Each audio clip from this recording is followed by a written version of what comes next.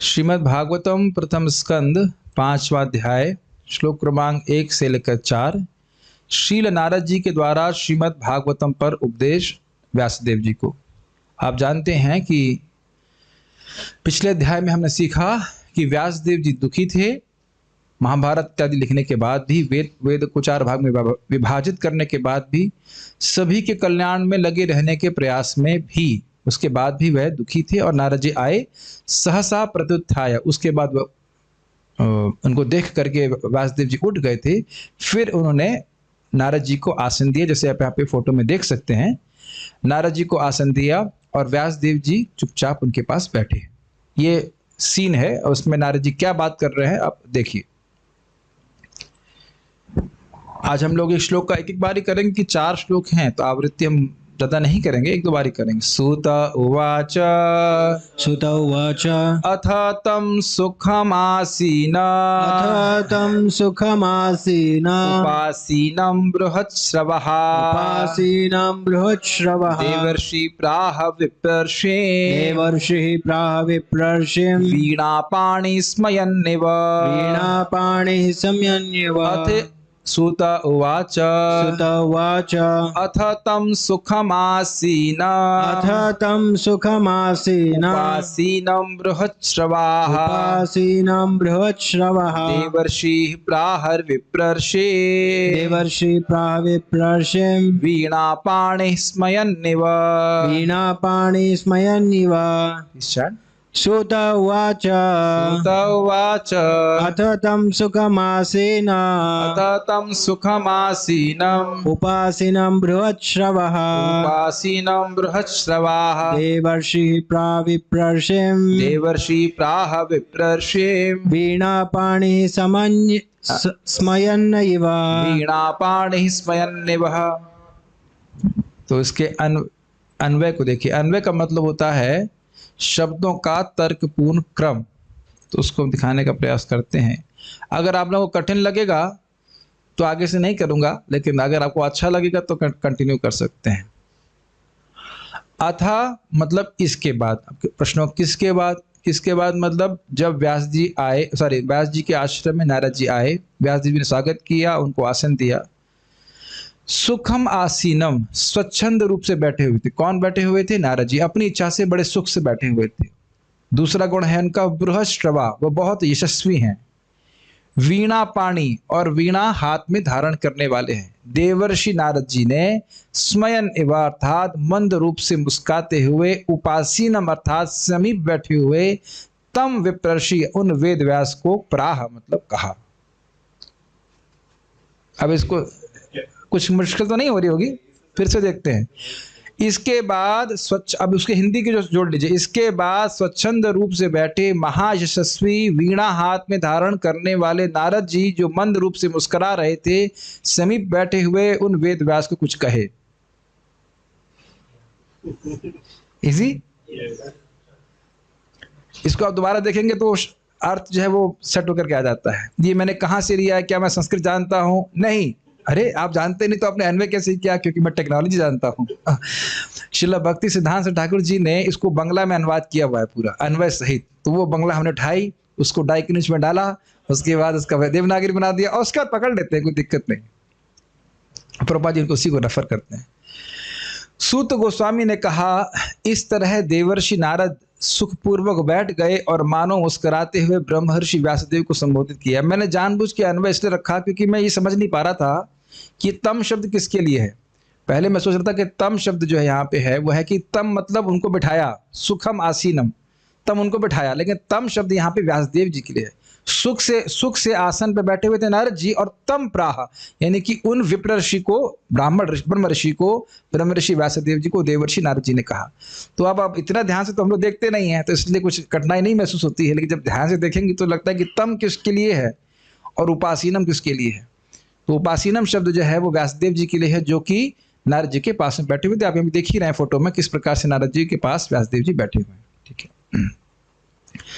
अब मुस्कुरा क्यों रहे हैं उसके बारे में भी आप देखने वाले हो। मुस्कुरा क्यों रहे, मुस्कुरा रहे मतलब ईशत हंसी, मतलब ईशत मतलब होता है हल्का सा मंद मुस्कान है।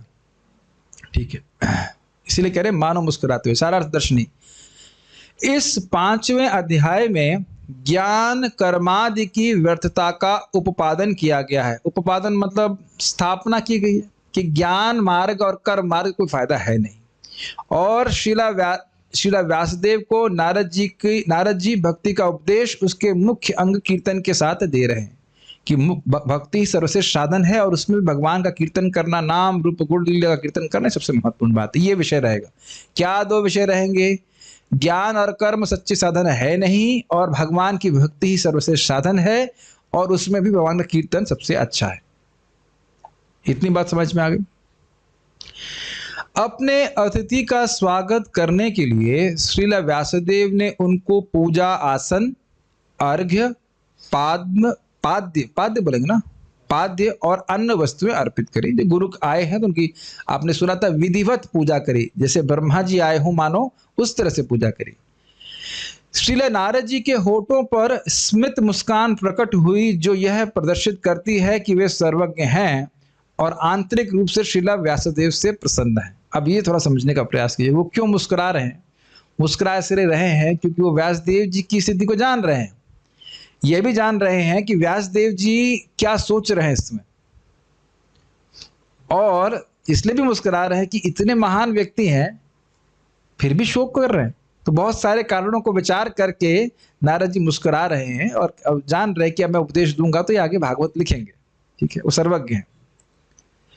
उनके लिए अपनी मुस्कान को छुपाना संभव नहीं था, क्योंकि वे कौतुकार्थ नाना प्रश्न कर रहे हैं। कौतुक समझते हैं? कौतुक का मतलब है मजाक। तो मजाक में वो प्रश्न कर रहे हैं। अभी अगला प्रश्न देखेंगे, प्रश्न बड़ा अजीब सा प्रश्न करते हैं नारद जी, तो वो आप समझ जाएंगे कि मजाक के लिए नारद जी प्रश्न करते हैं। तो आप देख सकते हैं कि परमहंस लोग भी आपस में विनोद करते हैं, लेकिन वह भी कृष्ण भावना भावित है। वो विनोद अभी आप अगले श्लोक में देखने वाले हैं।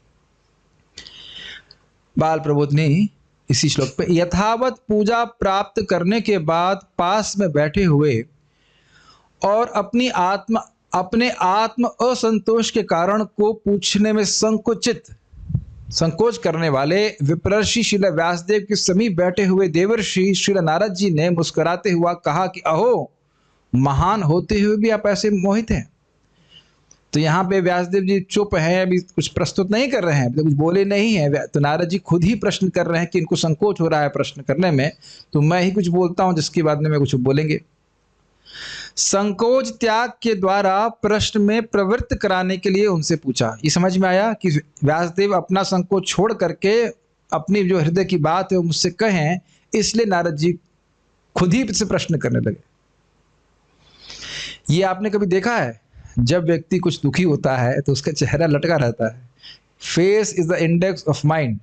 तो बाहर वाला व्यक्ति बोलता है क्या बात है भाई, वो अपना दुख नहीं बता रहा होता है, तो उसके संकोच का निराकरण करने, संकोच को निवृत्त करने के लिए कि भाई कुछ बोले तो सही कि क्या कठिनाई है, व्यक्ति यहाँ पूछता है कि नहीं पूछता है। आपने देखा होगा कई बार ऐसा होता है, क्या बात है, क्या बड़े दुखी लग रहे हैं। तो फिर व्यक्ति का हाँ हमारे घर में ऐसा हो गया कि बिजनेस ठीक से नहीं चल रहा है, या नौकरी नहीं, मतलब ऐसा होता है ना, बिजनेस खराब हो गया है, या नौकरी नहीं चली गई है, या किसी की मृत्यु हो गई है, ऐसे बहुत सारे कारण हो सकते हैं, या जब अच्छा नहीं हुआ है, इस्कॉन का डिवोटी बोलेगा, ऐसा कुछ भी कारण से अगर माली दुखी है तो व्यक्ति को आप प्रश्न करते हो ताकि संकोच ना करे, आपको बताए कि क्या कठिनाई है। इवा शब्द से मुख की प्रसत्ति द्योतित हो रही है, मतलब मुख थोड़ा प्रसन्न है। क्या था? स्मयन इवा, स्मयन मतलब मुस्कुराते हुए जैसे लग रहे थे, तो प्रसन्न थे नारद जी। परंतु यदि दोनों ही प्रश्न में प्रवृत्त होते हैं तब तो उत्तर देने में क्लेश होगा। तो किस प्रकार स्वयं ही उस उद्यम को कर रहे हैं? यदि यह अपेक्षा हो तो यह सूचित करने के लिए उत्तर देने में कोई क्लेश नहीं था, और इसको सुखम आसीनम से सूचित कर रहे हैं। ये समझ में आया? इसका मतलब यह है कि भाई नारद जी ने प्रश्न करना शुरू कर दिया, और व्यासदेव जी तो शिष्य हैं, वह भी प्रश्न करना शुरू कर देंगे। एक दूसरे से प्रश्न ही करते रहेंगे तो उत्तर कौन देगा? तो कह रहे नारद जी को दिक्कत नहीं है, सुख से बैठे हुए हैं, प्रश्न कर रहे हैं, और जब व्यासदेव जी कुछ पूछेंगे तो उत्तर देने में समर्थ हैं, कोई दिक्कत नहीं है। खाली क्या सकते हैं, क्या विनोद के लिए वो प्रश्न कर रहे हैं, वो जानते हैं कि क्या कठिनाई है उनको। इस प्रकार से जैसे सुख हो, अब सुखम आसीनम को व्याख्या कर रहे हैं, जैसे सुख हो तथा उद्विग्नता नहीं हो वैसे वे बैठे थे, ये अर्थ है। कुछ ग्रहण कर रहे हैं? बैठने की भी बहुत सारे तरीके हैं। अब मैं शीर्ष आसन लगा के क्लास दूंगा तो अब ये नहीं कहेंगे सुखम आसीनम, ऐसे तो नहीं होगा ना। या अभी पद्मासन भी लगा लूं तो भी बहुत कठिन होगा बैठने में। तो आराम से जिस तरह से वो प्रसन्न होकर बैठे, कोई चिंता नहीं है, ऐसे करके बैठे हैं। इसका हेतु क्या था भाई, क्या कारण था कि सुख से बैठे थे? मतलब देखिए, अगर कोई व्यासदेव जी कोई प्रश्न करे, पहली बात तो समझ लेना चाहिए कि व्यासदेव कोई प्रश्न करेंगे तो आदमी परेशान हो सकता है कि नहीं। व्यासदेव जी अगर कोई प्रश्न करेंगे तो व्यक्ति अगर समर्थ नहीं होगा तो नहीं बोल पाएगा। तो कह रहे हैं कैसे बैठे हुए थे, कोई उद्विग्नता नहीं थी, कोई कठिनाई नहीं थी, बड़े सुख से कैसे बैठे थे? उसका हेतु क्या? तो कह रहे हैं बृहत श्रवा। बृहत अर्थात सर्वत्र, जो वस्तु हर जगह व्याप्त रहती है उसको बृहत कहते हैं, बड़ी विशाल। बृहत अर्थात सर्वत्र, जिनकी कीर्ति सर्वज्ञ के रूप में फैली हुई थी, वैसे नारद जी। बृहत श्रवा समझ रहे हैं? सब लोग जानते हैं कि नारद जी सर्वज्ञ हैं, तो वह व्यासदेव जी के दुख को भी जानते हैं, शोक को जानते हैं, इसलिए उन्हें कोई कठिनाई नहीं थी, शांति से बैठे। ठीक, फॉलो कर पा रहे हैं कमेंट्री? मैं ज्यादा नहीं व्याख्या कर रहा हूं, खाली टीका समझाने का प्रयास कर रहा हूं। अपने आप में टीका ही बड़ी आस्वादनीय है। उनकी सर्वज्ञता की कीर्ति कैसे हो गई भाई? लोग ये कैसे जान गए कि नारद जी सर्वज्ञ हैं? ये क्या कारण है?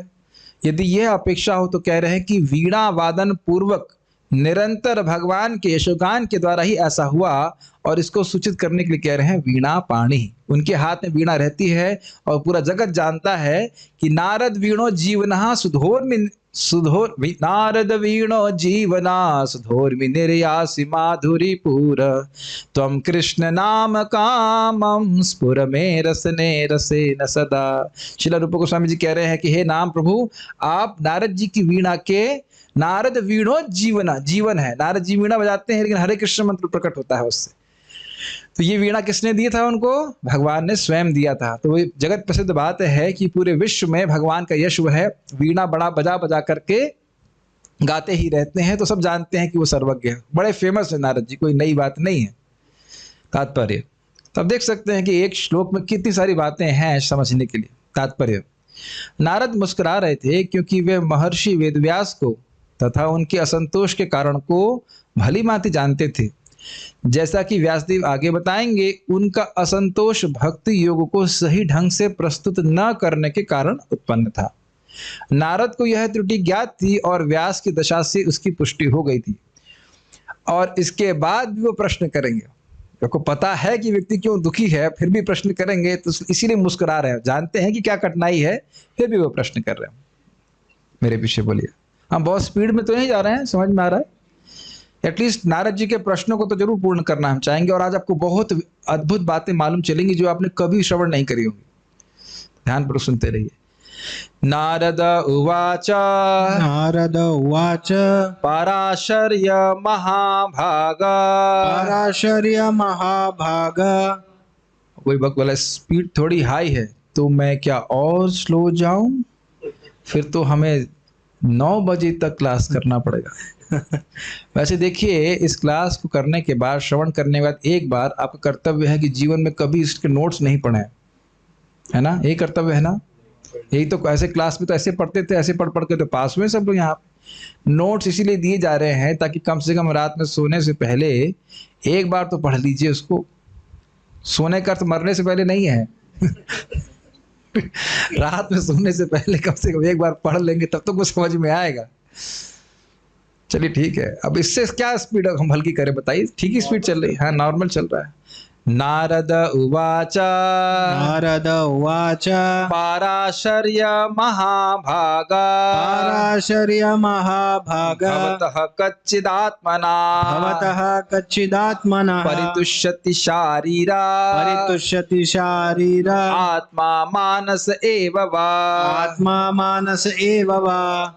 तो यहाँ शब्द देखिए, पराशर्य मतलब पराशर के बेटे, महाभाग मतलब महाभाग्यवान, भवता मतलब आपका, कच्चिद क्या, आत्मनः परुष्यति परितुष्यति क्या, आपकी आत्मा के द्वारा, शारीर आत्मा मानस यानी शरीर को मैं मानने वाली आत्मा या मन को मैं मानने वाली आत्मा, क्या आत्मा के द्वारा संतुष्ट है या नहीं है?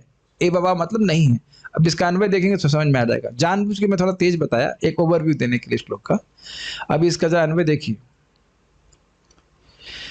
नारद वाचा मतलब नारद जी ने कहा, हे महाभागा अर्थात सुभग महान भाग्यवान, पराशर्य पराशर के पुत्र व्यासदेव, भवतः शारीर मानस एव वा आत्मा आत्मना, शरीर अभिमानी आत्मा शरीर के द्वारा या मनो अभिमानी आत्मा मन के द्वारा परितुष्यति कच्चित, प्रसन्न है या नहीं है। अब इसको जरा फिर से देखिए, जो काला काला भाग में लिखा है उसको पकड़ लीजिए। हे सुभग यानी हे महाभाग्यवान पराशर के पुत्र व्यासदेव, क्या आपके शरीर अभिमानी आत्मा शरीर के द्वारा या मनोभिमानी आत्मा मन के द्वारा प्रसन्न है या नहीं है। अब देखिए, ये बहुत बड़ा कटाक्ष है। व्यासदेव जी आत्म साक्षात्कारी पुरुष हैं। वो जानते हैं कि अगर आत्मा शरीर से पहचान कर रही है तो शरीर के भोगों से भी कभी संतुष्ट नहीं हो सकती। वो जानते हैं, इनको पूछने की जरूरत नहीं है। कोई तो बड़ा ये बहुत कठिन बात है, समझ में नहीं आता कि प्रश्न का उद्देश्य क्या है, क्यों प्रश्न कर रहे हैं नारद जी इस प्रकार का। तो और वह ये भी जानते हैं व्यासदेव कि मन को मैं मानने वाली आत्मा भी मन के द्वारा कभी संतुष्ट नहीं हो सकती। मुझे पता है कि बातें कुछ ऊपर से जा रही हैं, अभी मैं फिर समझाने का प्रयास करूंगा। फिर भी वो पूछ रहे हैं कि क्या आपका शरीर अभिमानी आत्मा शरीर के द्वारा संतुष्ट है या नहीं है। अभी मुझे पता है समझ में नहीं आ रही बात, पहले अनुवाद पढ़ते फिर से आएंगे इसके ऊपर। व्यासदेव को पराशर पुत्र संबोधित करते हुए नारद ने पूछा, क्या तुम मन या शरीर को आत्म साक्षात्कार का लक्ष्य मानकर संतुष्ट हो। अब देखिए, समझिए इस बात को। हम अपनी पहचान शरीर से करते हैं। हम सोचते हैं कि मैं ये इंद्रिय और शरीर हूं, और फिर शरीर और इंद्रियों को संतुष्ट करने का प्रयास करते हैं। इतनी बात समझ में आ रही है? ठीक है। जब यहां से थोड़ा व्यक्ति ऊपर उठता है तो वह अपनी पहचान अपने मन से करता है। जो मन की इच्छाएं हैं उसको संतुष्ट करने का प्रयास करता है। और दोनों ही तरह से क्या आत्मा संतुष्ट हो सकती है? नहीं हो सकती, क्योंकि आत्मा ना तो मन है और ना आत्मा शरीर है। तो अब अगर व्यक्ति मान लीजिए, पहले शुरू करते हैं। मान लो शरीर अभिमानी है, अपने आप को शरीर मान रहा है, तो अगर शरीर को कोई वस्तु प्राप्त नहीं होगी तो शोक करेगा कि नहीं करेगा। और अगर अपने आप को मन मान रहा है तो मन के अनुकूल कोई कार्य नहीं होगा तब वो शोक करेगा। तो अब नारद जी प्रश्न कर रहे हैं कि क्या आप इस प्रकार से संतुष्ट हैं? आप तो आत्म साक्षात्कारी पुरुष है ना, आपका तो शरीर मन से अभिमान नहीं है ना। वो जानते हैं उनका भी नहीं है। तो कहने का मतलब यह है कि आपका शोक हो किस ले रहा है? आप तो शरीर अभिमानी हो नहीं, मन अभिमानी हो नहीं, तो क्या संतुष्ट है? संतुष्ट हो ही नहीं सकते उससे, तो आपका शोक वहां से तो उत्पन्न हो नहीं सकता है। ये मेरी अभी तक की समझावट है। बड़ा मुश्किल, बड़ा ही विनोदपूर्ण प्रश्न कर रहे हैं एक तरह से। ये क्या है? तो इस प्रकार से पूछ रहे हैं। नहीं समझ में आ रहा है तो कठिन आसान बात नहीं है। नारद जी बड़े महान व्यक्ति है। शारीर अर्थात शरीर अभिमानी आत्मा क्या आत्मना अर्थात शरीर से संतुष्ट है? शरीर के भोग प्राप्त करके संतुष्ट हैं आप? क्या व्यासदेव जी के लिए ऐसे प्रश्न किए जाने चाहिए? नहीं किए जाने चाहिए। इसीलिए मुस्कुराते हुए प्रश्न कर रहे हैं। जब हम लोग पूछते भी हैं ठीक है ना, हाँ ठीक है, मतलब शरीर ठीक है। ठीक है। मानस अर्थात मनोभिमानी आत्मा क्या मन के द्वारा संतुष्ट है या नहीं? तो इस प्रकार का प्रश्न नारद जी कर रहे हैं। पराशर्य महाभागा अर्थात व्यासदेव को पराशर मुनि के महाभाग्यवान पुत्र के रूप में संबोधित करने से उनके पितृकुल के महान प्रभाव का बोध हो रहा है। इसलिए ऐसा विषाद क्यों? अरे आपके पिताजी तो बहुत बड़े व्यक्ति हैं, ऋषि हैं, तो आप क्यों रो रहे हैं, क्यों शोक कर रहे हैं? इसके द्वारा नारद जी का विस्मय प्रकट हो रहा है। नारद जी विस्मय समझते हैं आप, आश्चर्य एक प्रकार का कि भाई क्या बात है, आपके पिता इतने महान हैं, आप स्वयं इतने महान हो, फिर क्या को शोक कर रहे हैं? क्या बात है शोक करने के लिए? ये पूछ रहे हैं बाल प्रबोधनी। नारद जी के प्रश्न को प्रदर्शित कर रहे हैं 3 श्लोकों से। हे पराशर्य, हे महाभाग, इन 2 संबोधनों के द्वारा ये कह रहे हैं कि पराशर मुनि जैसे परम वैष्णव के पुत्र होने के कारण आप स्वतः सर्वथा परोपकार में निष्ठ हैं, इसलिए आपका ये विषाद युक्त नहीं। समझ में आ गई हिंदी या ऊपर से गई? ऊपर से या समझ में आ रही? वैसे तो अपने आप में एकदम क्लियर है कि आप एक महान वैष्णव के पुत्र हैं, आप खुद महान भक्त हो, भगवान के अवतार हो, जीवों के कल्याण में लगे हो, तो विषाद की तो कोई बात ही नहीं होनी चाहिए, दुख की कोई बात ही नहीं होनी चाहिए। तो क्या कारण है दुख का? प्रभुपाद जी का तात्पर्य, नारद द्वारा व्यासदेव को उनके असंतोष के कारण का यह संकेत था। व्यासदेव को अत्यंत शक्ति संपन्न ऋषि पराशर के वंशज होने के कारण असामान्य पैतृक विशेषाधिकार प्राप्त था, जिससे उनके असंतुष्ट रहने का कोई कारण नहीं होना चाहिए था। तो आप समझ रहे हैं कि पराशर मुनि पिता के रूप में हो किसी की, तो व्यक्ति कितना महान होगा, हम उसकी कल्पना भी नहीं कर सकते। विष्णु पुराण स्वयं पराशर मुनि ने लिखा है। और भी ग्रंथ सुनते हैं, शायद पराशर संहिता भी कुछ है, मुझे याद नहीं, लेकिन सुना हुआ इस प्रकार से। तो ज्योतिष में भी वो कुछ लिखे हैं, महान व्यक्ति हैं। और भगवान शब्द की व्याख्या भी हम उन्हीं के मुख से सुनते हैं। तो उनके डैडी बहुत महान थे। महान पिता के महान पुत्र होने के कारण उन्हें चाहिए था कि आत्मा की पहचान शरीर या मन से ना करते। समझ रहे हैं ना? शरीर और अभिमानी आत्मा, मनोभिमानी आत्मा, इस प्रकार की पहचान व्यासदेव से उम्मीद नहीं की जा रही। क्यों नहीं की जा रही है? क्योंकि उनके पिताजी कौन है? पराशर मुनि है। अल्प बुद्धि वाले सामान्य जन शरीर को या मन को आत्मा के रूप में स्वीकार कर सकते हैं, लेकिन व्यासदेव को ऐसा नहीं करना चाहिए था, और ना वो कर रहे थे। स्वभावतः कोई तब तक प्रसन्न नहीं रह सकता जब तक सचमुच वह आत्म साक्षात्कार को प्राप्त न हो, जो भौतिक शरीर तथा मन से परे है। इस बात को हमने पहले भी चर्चा किया था कि हम अपनी संतुष्टि शरीर या मन में ढूंढने का प्रयास कर रहे हैं। ये एक बद्ध आत्मा की बहुत बड़ी दिक्कत है। बहुत बड़ी नहीं, एकमात्र दिक्कत यही है कि हम अपने शरीर और मन को संतुष्ट करके ये सोच रहे हैं कि हम संतुष्ट हो जाएंगे, और जबकि भागवत बार बार कह रही है कि जब तक भक्ति नहीं प्राप्त होती है और विशुद्ध भक्ति प्राप्त नहीं है, तब तक जीव सुखी नहीं हो सकता। और इसकी व्याख्या हम अन्यत्र कर चुके हैं कि भक्ति जब किसी को प्राप्त हो जाती है, तो वो भगवान के लिए चाहे कोई भी कार्य करे, श्रवण करे, कीर्तन करे, स्मरण करे, कुछ भी करे, तो उसको अत्यंत सुख प्राप्त होता है। और नहीं तो वह अविद्या रूपी पित्त के रोग से ग्रसित रहता है, उसे वो दुख में पड़ा रहता है। लेकिन ये बात बहुत महत्वपूर्ण है, और ये बात किसी भी भक्त को जो साधना कर रहा है उसको क्रमिक विकास, आध्यात्मिक क्रमिक विकास द्वारा समझ में आ जाता है कि मैं कितना भी भोगों में प्रवृत्त होने का प्रयास कर भी लूं, मैं संतुष्ट नहीं हो रहा हूं। ये भक्ति करने से एकदम प्रकट दिखने लगता है। I will not be satisfied by any kind of sense gratification, subtle और ग्रॉस। इसको हमारे सच्चिदानंद महाराज बड़े अच्छे से कहते हैं, none of my distractive manoeuvres will satisfy me. भगवान से अपने मन को हटाने के हम बहुत सारे प्रयास करते तो हैं, लेकिन कोई भी प्रयास हमको संतुष्ट नहीं करने वाला है।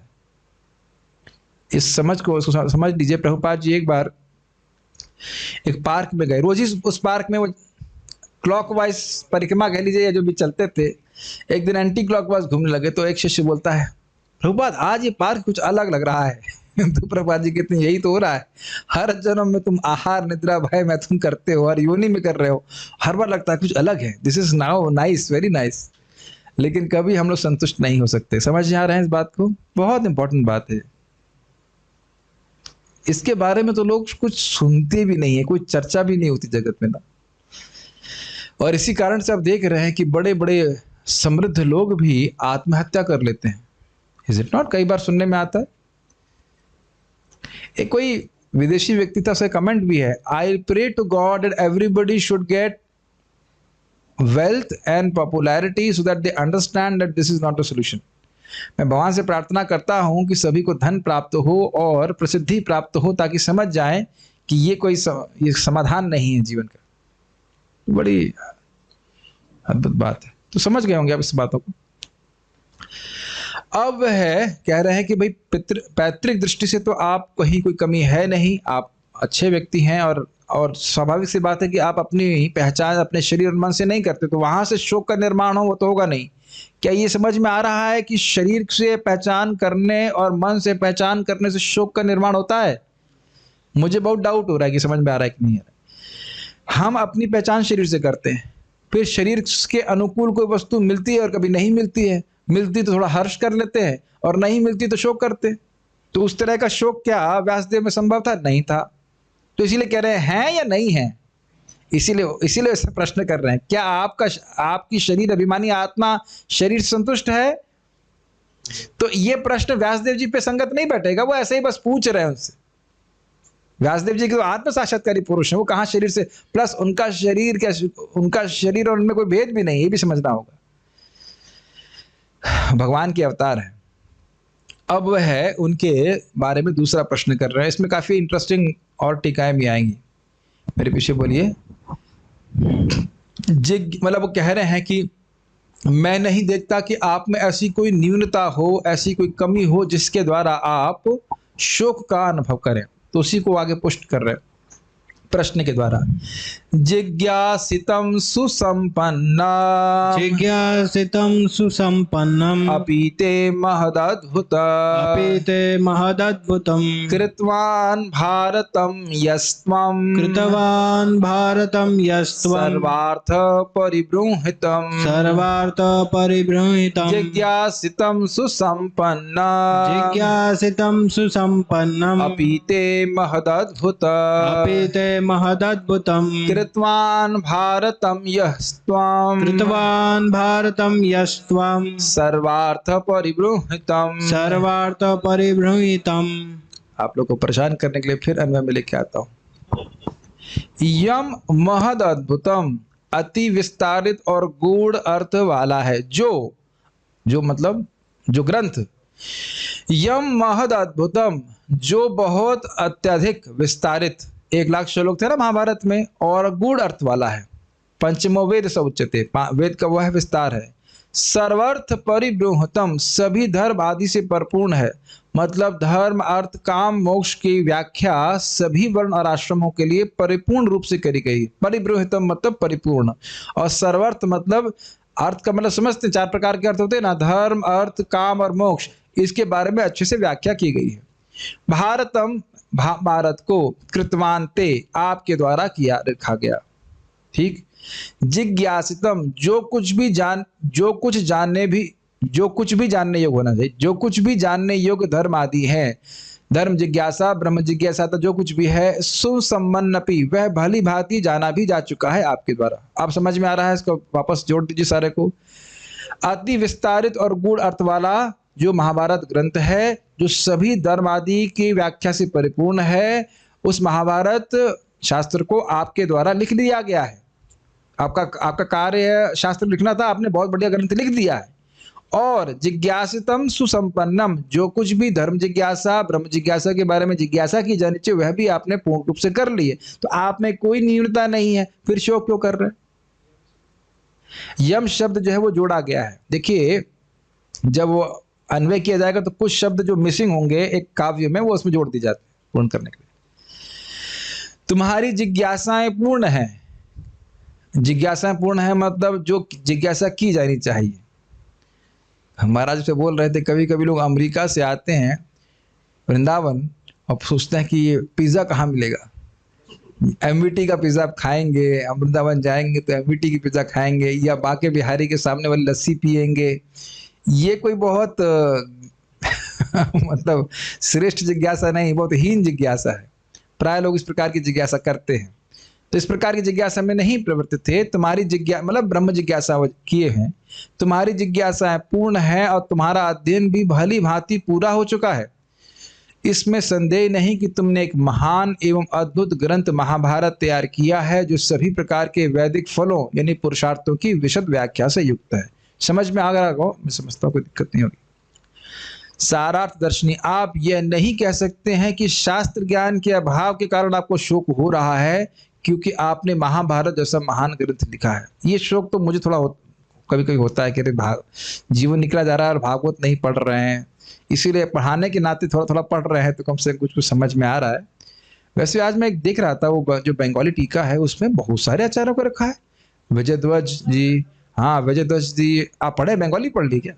अच्छा विजय ध्वज जी, वीरराघवाचार्य, मध्वाचार्य, बहुत सारे लोग टीका लगे थे। हम तो उसमें से थोड़ा सा अंश ही यहाँ पे लाके आपके सामने प्रस्तुत कर रहे हैं। बाल प्रबोधिनी भी उसमें कर दी होती तो मेहनत नहीं करनी पड़ती, लेकिन नहीं की इसको। तो ये सब है इस प्रकार से। तो आप ये भी नहीं कह सकते कि शास्त्र कुछ नहीं पढ़े हैं, कुछ रह गया हो। आपने इतना बड़ा महाभारत ग्रंथ ही लिख दिया स्वयं, तो कहाँ कह सकते हैं कि शास्त्र का ज्ञान में कुछ अभाव है? तो वहां भी शोक नहीं होना चाहिए। फ्लो समझ रहे हैं ना? पैतृक दृष्टि से आप अच्छे हो, शरीर अभिमानी हो नहीं, मन अभिमानी हो नहीं, शास्त्र भी आपने लिख दिया, शास्त्र ज्ञान का अभाव नहीं, तो शोक क्यों हो रहा है? यदि व्यासदेव, बाल प्रबोधिनी, यदि व्यासदेव जी कहें कि इस किस प्रकार आपको मेरे शोक के विषय में यह संदेह है, तो कह रहे हैं कि 2 प्रकार के धर्म की स्फूर्ति ही संशय का बीज है। पहले पूरा पढ़ूंगा, समझाऊंगा। मतलब 2 प्रकार के धर्म की स्फूर्ति अगर किसी को ना हो, तब हम लोग मान सकते हैं कि उसमें संशय हो, सॉरी उसमें उसको शोक होगा। लेकिन आपको दोनों प्रकार की धर्म की स्फूर्ति है, जिज्ञासा के संबंध में और उसके बाद दूसरों का कल्याण करने के संबंध में। खुद मेरा कल्याण कैसे हो ये जिज्ञासा, और दूसरों का कल्याण कैसे हो ये जिज्ञासा। आप समझ में आ रही है? तो अगर इन दोनों में से किसी एक का अभाव होगा तो शोक कर सकता है। अपना कल्याण कर लिया लेकिन ये नहीं समझ पा रहा है कि मैं दूसरों का कल्याण कैसे करूं, तो शोक होगा। लेकिन इस श्लोक के अनुसार व्यासदेव जी की खुद अपना कल्याण मतलब तो भगवान के अवतार हैं, लेकिन फिर भी अपना कल्याण कैसा हो उसमें वो परफेक्ट है, और दूसरों का कल्याण करने के लिए अपने महाभारत की रचना कर दी। तो दोनों ही धर्म की स्फूर्ति आपको है, फिर भी आप शोक कर रहे हो, ये संशय का बीज है। मैं पानी पीता हूं, जब तक आप लोग खाना थोड़ा श्लोक को डाइजेस्ट कीजिए। ये बात थोड़ा समझने में कठिन होगा। 2 प्रकार के धर्म, अपना कल्याण कैसा हो और दूसरों का कल्याण कैसा हो, ठीक, इसकी स्फूर्ति आप में है। आप जानते हो कि दूसरों का कल्याण कैसे होगा, और इनमें से किसी एक के अभाव में व्यक्ति शोक करेगा।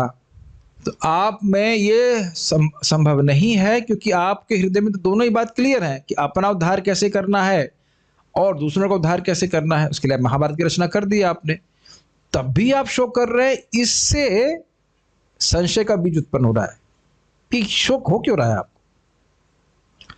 अब नहीं समझ में आ रहा तो इससे अधिक नहीं समझा सकता, इतना इससे अधिक मेरा सामर्थ्य नहीं है। आपने अपने भागवत तो लिखने के लिए, हाँ ठीक है अभी आएगा। आपने अपने कर्तव्य कर लिए हैं, फिर भी शोक दर्शन हो रहा है, इसलिए अपने संशय को कह रहे हैं इन 2 श्लोकों से। क्या क्या कर्तव्य है जरा देखिए। आपके द्वारा जिसकी जिज्ञासा की जानी चाहिए और इच्छित जो धर्म आदि हैं, वह सब कुछ सुख से ज्ञात हैं, ठीक। जो कुछ भी धर्म आदि है जिसके द्वारा पुरुषार्थ सिद्ध होता है, वो सब जानते हो आप। एक अर्थ ये हुआ। अथवा तो धर्म जिज्ञासा, ये बहुत इंपॉर्टेंट है। ब्रह्म जिज्ञासा से पहले व्यक्ति को यह जिज्ञासा होना चाहिए कि मेरा कर्तव्य क्या है।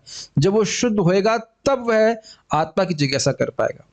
अथा तो ब्रह्म जिज्ञासा, जीवस्थ तत्व जिज्ञासा, तीनों के बारे में हमने दूसरे अध्याय में पढ़ा था। जीवस्थ तत्व जिज्ञासा, नर्थो यह कर्म भी, कर्मों का उद्देश्य केवल यही होना चाहिए कि तत्व की जिज्ञासा करें। तो आपने धर्म की जिज्ञासा भी करी, धर्म के बारे में जानते हो। ब्रह्म जिज्ञासा करी, ब्रह्म के बारे में जानते हो, उसके आप अभी आगे पढ़ने वाले हैं।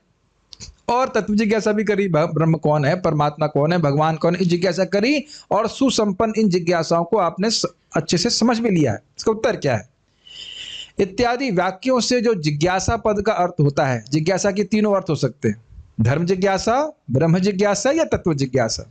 बहुत ऊपर से जा रहा है या कुछ समझ में आ रहा है? शब्द क्या था? जिज्ञासितम सुसंपन्नम। हर प्रकार की जो जिज्ञासा अच्छी वाली होनी चाहिए उसमें आप सुसंपन्न हैं, कहीं शोक का भाव नहीं है।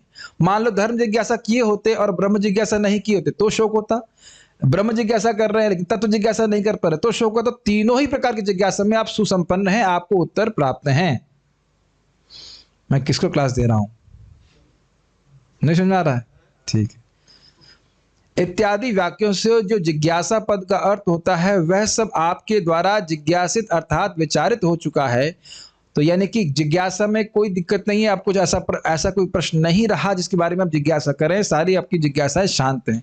क्या आपने कभी अनुभव किया है कि कभी कोई जिज्ञासा हो वो शांत नहीं होती, उसका उत्तर नहीं मिलता तो हम परेशान हो जाते हैं? तो यही कह रहे हैं कि यहाँ पे आप किसी कोई जिज्ञासा नहीं है जो अपूर्ण रह गई हो जिसकी वजह से आप परेशान हो। और ये क्लियर हो गया अपने संबंध में। अब दूसरों के कल्याण के बारे में क्या कह रहे हैं? और सर्वलोक के हिताचरण में भी आप सुसंपन्न हैं, अर्थात सम्यक रूप से सिद्ध हैं। दूसरों का हित करने में भी आप पूर्ण हो। तो मान लो व्यासदेव जी कहें आप कैसे जानते हो कि मैं पूर्ण हूं? यदि यह अपेक्षा हो कि यह कैसे सिद्ध हुआ, तो कह रहे हैं कि अद्भुत आश्चर्यजनक महाभारत की आपने रचना करी। उसकी अद्भुतता को प्रकट करने के लिए कह रहे हैं कि सर्वार्थ परिब्रह्मतम, अर्थात धर्मादि हर प्रकार के पुरुषार्थ उनके साधन सहित वर्णित हैं, अतएव यह महान ग्रंथ स्वयं में पर्याप्त है। आपने सुना था ना, स्त्री शूद्र द्विजबंधु आदि को वेद पे अधिकार नहीं है, तो उनका भी कल्याण करने के लिए वेदों के ज्ञान को उनके तक भी पहुंचाने के लिए श्रील व्यासदेव जी ने महाभारत की रचना करी। तो सबका कल्याण हो गया ना। और शब्द आप समझ रहे हैं, सर्वार्थ परिब्रह्मितम, मतलब हर व्यक्ति को समझ में आ जाएगा कि मैं अपने अर्थ की प्राप्ति कैसे करूं, धर्म अर्थ काम मोक्ष कैसे प्राप्त करूं, यह महाभारत के द्वारा समझ में आ गया। तो यानी अपना कल्याण करने में आप पूर्ण हैं और दूसरों का कल्याण करने में भी आप पूर्ण हैं, तो आपके शोक की तो कोई अवकाश नहीं होना चाहिए। 1.5.3 का तात्पर्य प्रभुपाद जी का। व्यासदेव के विषाद का कारण उनमें पर्याप्त ज्ञान का अभाव नहीं था। पर्याप्त ज्ञान का अभाव नहीं था, ऐसा नहीं था कि ज्ञान की कुछ कमी थी उनमें, क्योंकि छात्र के रूप में उन्होंने वैदिक साहित्य का पूर्ण अवगाहन किया था, जिसके फलस्वरूप उन्होंने महाभारत का संकलन किया, जो वेदों की पूर्ण व्याख्या से समन्वित है। क्लियर समझ में आ रहा है? छात्र के रूप में जो जिज्ञासा करनी चाहिए थी वह कर ली और वह उसमें पूरी तरह तृप्त थे। अब एक बड़ी विशेष बात है जो आपने कभी नहीं सुनी होगी, जरा ध्यानपूर्वक सुनिए। यहां से अभी तक यह बोध हो रहा है कि महाभारत के बाद श्रीमद् भागवत की रचना करी, यही जानते हैं आप लोग? हम भी जानते थे, इसमें कोई दिक्कत नहीं है, लेकिन कुछ विशेष बात है, जरा देखिए। मत्स्य पुराण में कुछ विरोधी बात प्रस्तुत होती है। ये क्रम संदर्भ शिला जीव गोस्वामी पाद देखे हैं। अष्टादश पुराणानि कृत्वा सत्यवती सुतः भारताख्यानम अखिलम चक्रे तद उपबृहितम। तो कह रहे हैं अष्टादश पुराणानि, 18 पुराणों को कृत्वा लिख करके, सत्यवती सुतः मतलब सत्यवती के बेटे शिला व्यासदेव जी ने भारताख्यानम, भारत यानी महाभारत के रूप में जाने जाने वाला, अखिलम मतलब सारे जो बातें पुराणों में लिखी थी वही उसमें रख दी हैं, चक्रे मतलब उसकी रचना करी, तद उपब्रहितम, वह है उपब्रहितम परिपूर्ण है, वो महाभारत परिपूर्ण है। तो आप कहेंगे अरे मत्स्य पुराण में तो ये लिखा है कि 18 पुराणों के लिखने के बाद महाभारत की रचना करी, और हम यहाँ श्रवण कर रहे हैं कि महाभारत के बाद भागवत की रचना की करी, तो ये कैसे समझें? ये काफी रोचक बात है, आज तक कभी शायद श्रवण नहीं किया होंगे। 18 पुराणों को लिखने के उपरांत श्रील व्यासदेव ने महाभारत की रचना करी और उसमें वही सामग्री पूरित कर दी, वही सामग्री भर दी। तो ये तो बड़ा विरोधाभास लग रहा है। तो कह रहे हैं इस विरोधाभास का निराकरण श्रीमद् भागवतम के प्रथम स्कंद के 7वें अध्याय में होता है। इस बारे में किसी ने मुझसे प्रश्न भी किया था, मैं इसका उत्तर दूंगा भी। सहितां भागवतीं कृत्वानुक्रम्य चात्मजम् शुकम अध्यापयामास निवृत्तिम निरतम मुनि।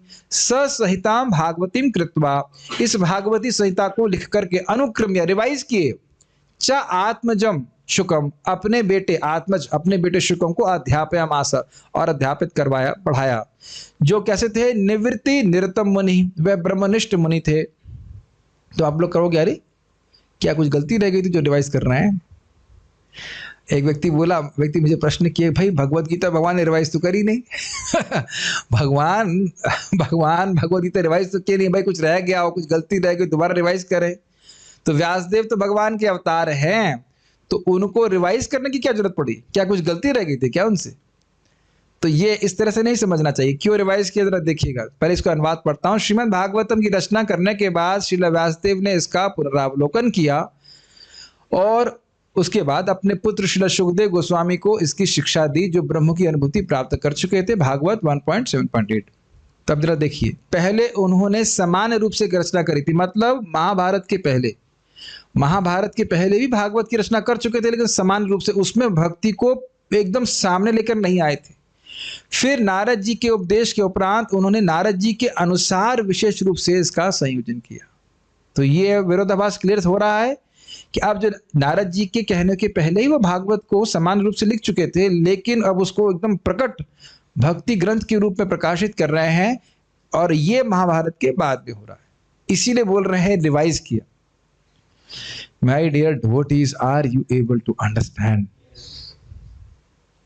या एकदम थक गए हैं? अच्छा, तो एक ही श्लोक बाकी है। ये काफी न्यू इंफॉर्मेशन प्राप्त हुई होगी आप लोगों को। आखिरी श्लोक आपकी प्रसन्नता के लिए। लग रहा है आज मैं सोचा था लंबी क्लास होगी, आज फिर भी क्लास जल्दी समाप्त हो गई। ये आखिरी कारण नारद जी पूछ रहे हैं कि भाई यह भी कारण नहीं लगता कि आप शोक करेंगे? मेरे पीछे बोलिए। जिज्ञासितम अधीतम च, जिज्ञासितम् अधीतं च ब्रह्म यत्तत् सनातनम, ब्रह्म यत्तत् सनातनम् तथापि शोचस्य आत्मानं, तथापि शोचस्यात्मानम् अकृतार्थ इव प्रभो। अकृतार्थ इव प्रभो। जिज्ञासितम अधीतम च, जिज्ञासितम् अधीतं च ब्रह्म यत्तत् सनातनम, ब्रह्म यत्तत् सनातनम् तथापि शोचस्य आत्मानं, तथापि शोचस्य आत्मानम् अकृतार्थ इव प्रभो। अकृतार्थ इव प्रभो। यहाँ ध्यान दीजिएगा, शब्द है शोचसी और संधि के कारण शोचस्य लग रहा है। मैं भी थोड़ा पहले जब उसको तैयार कर रहा था तो भ्रमित हो गया था।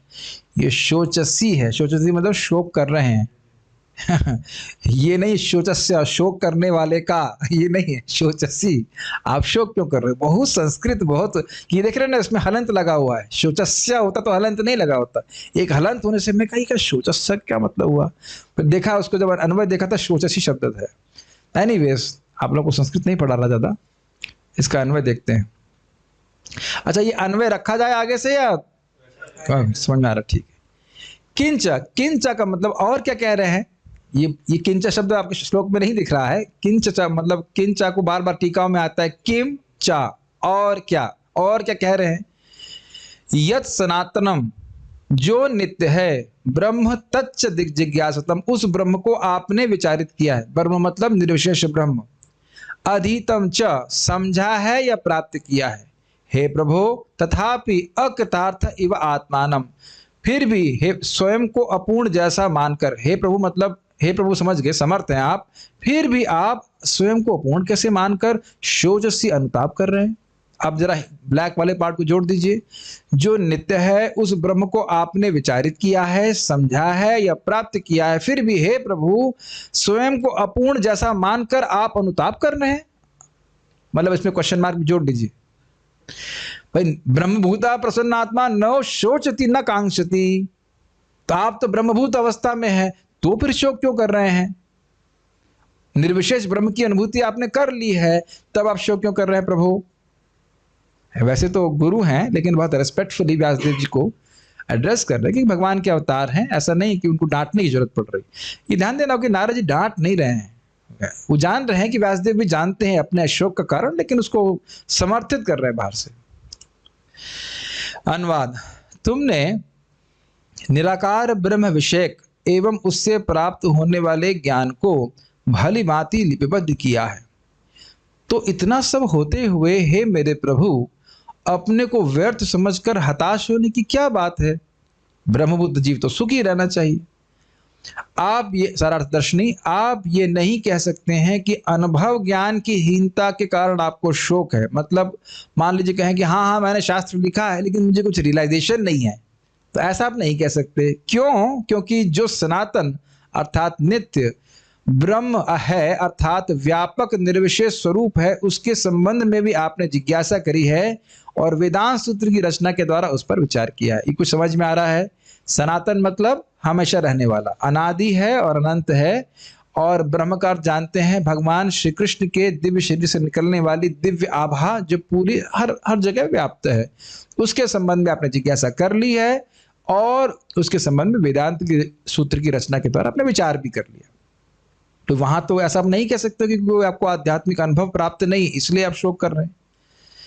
आपने केवल जिज्ञासा ही नहीं की है, अपितु अधीतम अर्थात आप उससे अवगत हैं। अवगत शब्द समझते हैं, जानते हैं, परिचित है, समझते हैं, अर्थात आपको उस ब्रह्म का अनुभव भी हो चुका है। आप प्रसन्न होने चाहिए। यहां अधीतम का अर्थ है अधिगत या प्राप्त। यह श्रीला श्रीधर स्वामी के अनुसार है। मतलब आपको ब्रह्मानुभूति अनुभूत है, आप ब्रह्मानुभूति से युक्त हैं, ये कह रहे हैं। ठीक है। तात्पर्य प्रभुपाद जी का, वेदांत सूत्र या ब्रह्म सूत्र का संकलन श्री व्यासदेव ने किया है और उसमें निर्गुण ब्रह्म की पूर्ण चर्चा की गई है और यह विश्व की सर्वाधिक सम्मानित दार्शनिक व्याख्या मानी जाती। इसमें विषय को समेटा गया है और इसकी प्रतिपादन शैली पांडित्यपूर्ण है। अतः व्यासदेव के दिव्य पांडित्य के विषय में संदेह करने का प्रश्न ही नहीं उठता, तो फिर उन्हें इस प्रकार शोक क्यों करना चाहिए।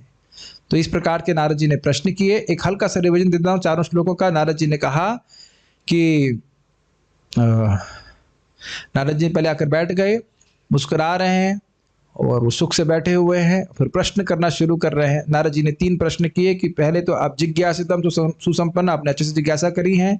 आप पराशर नहीं, सारे पहले बोला पराशर जी के बेटे हो, महाभाग्यवान हो, तो वहाँ कोई कठिनाई नहीं है। आपकी शरीर और मन से आपकी पहचान है नहीं, तो वहाँ से शोक हो नहीं सकता।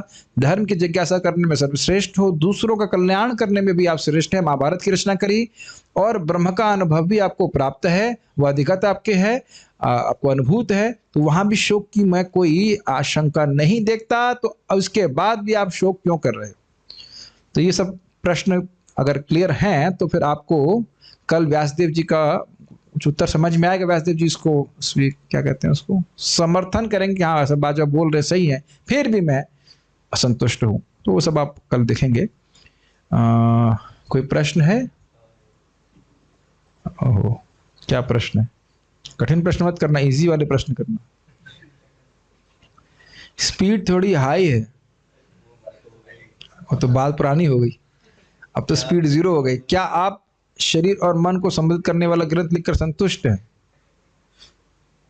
ऐसा नहीं कहना चाहिए कि शरीर और मन को संतुष्ट करने वाला ग्रंथ था। मोक्ष के बारे में बात की गई। कोरोना का इतना भीषण प्रहार होने के बावजूद मनुष्य क्यों नहीं समझ रही भगवान की भक्ति करना चाहिए? क्या वजह? अरे कोरोना से पहले कोई भीषण प्रहार नहीं हुआ, बहुत हुआ है। देखिए, पिटाई होने मात्र से भगवान के पास नहीं आ जाएगा। वो भगवान के भक्तों का जब संग करेगा तब वो भगवान के पास आता। महत सेवा द्वारा माहुर विमुक्तेश, भोगों में पड़ा रहने के कारण व्यक्ति अंधा हो जाता है। पुरुषार्थ कितने प्रकार के होते हैं इसे बताइए? धर्म, अर्थ, काम, मोक्ष, और उनसे भी परे पुरुषार्थ है प्रेम, भगवत प्रेम। श्रील नारद जी स्टार्टिंग में इनडायरेक्ट वे में क्यों बात करते हैं? सीधे सीधे भक्ति के बारे में क्यों नहीं बताते हैं? लाइक नारद जी और ध्रुव को जो उपदेश और वेदव्यास के साथ भी ऐसे ही वे बात करते हैं। देखिए, हर व्यक्ति से अलग अलग संबंध है। आपको देखना चाहिए कि तीसरे अध्याय के अंत में व्यासदेव स्वयं वितर्क कर रहे हैं। किम वा भागवता धर्मा न प्रायण निरूपिता, क्या मैंने भागवत धर्म का निरूपण ठीक ठीक से नहीं किया, इसके लिए मैं अप्रसन्न हूं? तो उसी को थोड़ा सा विनोद में नारद जी बोल रहे हैं कि शोक का कोई कारण तो नहीं दिख रहा है, तो अब शोक में क्यों है? उनके मुख से बुलवाना चाहते हैं। तो एक संबंध होता है। अब कोई व्यक्ति को, अब आप समझ रहे हैं, जैसे मान लीजिए किसी कॉलेज प्रीचिंग में जा रहे हैं तो कॉलेज के बच्चों से अलग तरह से बात की जाती है, कोई ब्रह्मचारी से हम अलग तरह से बात करते हैं, कोई सीनियर डिवोटी से अलग तरह से बात करते हैं, संबंध देख करके बात की जाती है ना। तो ये बात है। क्या वेद व्यास ने पहले से ही भागवतम लिख कर रखा था? प्रभु जी कृपया समझाइए। तो अभी आपने क्या सुना? सामान्य रूप से भागवत लिखा था, लेकिन फिर नारद जी के आदेश से वह और उसको भक्ति को ही प्रमुखता देते हुए भागवत लिखा। तो स्पष्ट समझ में आ रहा है। ब्रह्मानुभूति से क्या मतलब है? मतलब इस अनुभव करना कि मैं शरीर और मन से परे आत्मा, शुद्ध आत्मा, उसको ब्रह्मानुभूति कहते हैं। यहाँ ब्रह्म अनुभूति क्यों को महत्व दिया गया है? क्योंकि महत्वपूर्ण है। ब्रह्मभूत प्रसन्न आत्मा न शुचिति न कांक्षति। ब्रह्म अनुभूति महत्वपूर्ण है कि मैं शरीर से भिन्न हूं। ये महत्वपूर्ण रियलाइजेशन है, इज इट नॉट? पारायण गुरु जी, अरे कर रहे हैं भाई, रुक जाओ, भूलेंगे नहीं। क्या बात कर रहे हैं आप?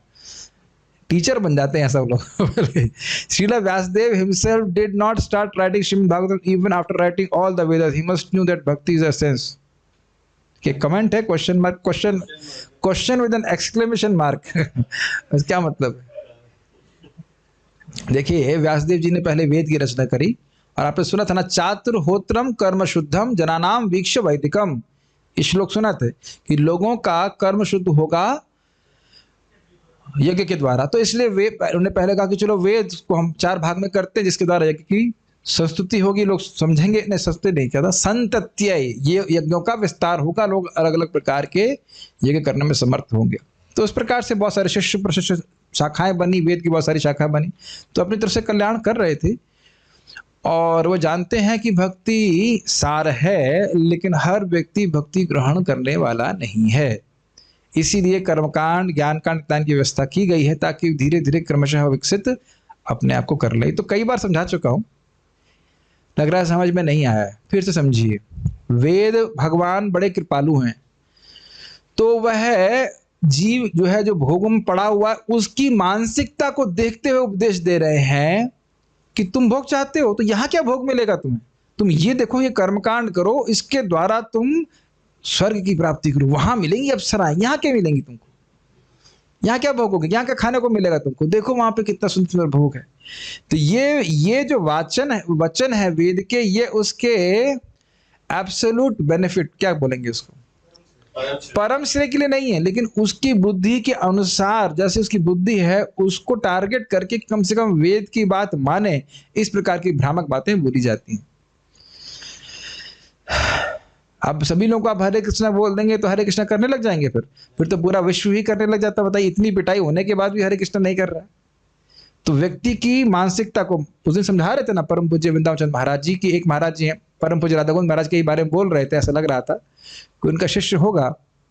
महाराज जी पूछे कि हाँ क्या कर रहे हैं आजकल, तो कह रहे हैं वो जो या पिलग्रिम्स को क्या बोलते हैं, तीर्थ यात्री वे आते हैं, उन लोगों को दर्शन कराने ले जाता हूँ। तो महाराज स्वयं बोले कि किसी से बातचीत करके मतलब व्यवस्था बना लेनी चाहिए और अमेरिका जाने का टिकट करा लेना चाहिए। अब महाराज जी, जो मुझे लगा महाराज के बारे में बोल रहे होंगे, विश्वास वैसे लग रहा है, तो महाराज के वचन से बहुत से लोग वृंदावन में वास करते हैं, लेकिन वही महाराज जी एक व्यक्ति को बोल रहे जाओ अमेरिका चले जाओ, तो अमेरिका जाने के लिए जो बात बोली जा रही है उसके परम हित के लिए नहीं, लेकिन उसकी इच्छा को देख के बोला जा रहा है, और वो खुश हो जाएगा, हाँ गुरु मुख पद्म वाक्य, गुरु जी ने बोल दिया अमेरिका जाना है मेरे को, खुश हो जाएगा वो। तो उसी प्रकार से वेद भोग की इच्छा रखने वाले जीव को इसकी मनोवृत्ति को देख करके इस प्रकार का उपदेश दे रहे। तो शायद समझ में आ रहा होगा, भक्ति का उपदेश आप सबको तुरंत नहीं दे सकते। क्लास इतनी जल्दी पूरी कैसे हो जाती है भाई, क्योंकि देखिए हम अडंग बड़ंग व्याख्या नहीं करना चाहते, दाएं बाएं नहीं, अच्छा दाएं बाएं नहीं हुआ आज, मैं रोज करता हूँ प्रयास करता हूँ कि जितना श्लोक में है उतना बताएं। और अब उसके एक थीम भी है, जैसे आज नारद जी ने प्रश्न कर लिए, अब हम कल व्यासदेव जी से सुनेंगे, तो ऐसा इस प्रकार से रहता है। लेकिन घबराइए मत, मेरे पास बोलने के लिए बहुत मटेरियल है, अभी आने दीजिए इस पे श्लोक में, तो कहेंगे क्लास इतनी लंबी कैसे हो जाती है। ठीक है, ओके, तो यहाँ रुकते हैं हम लोग, पारायण करेंगे, फाइल अभी भेज रहा हूँ।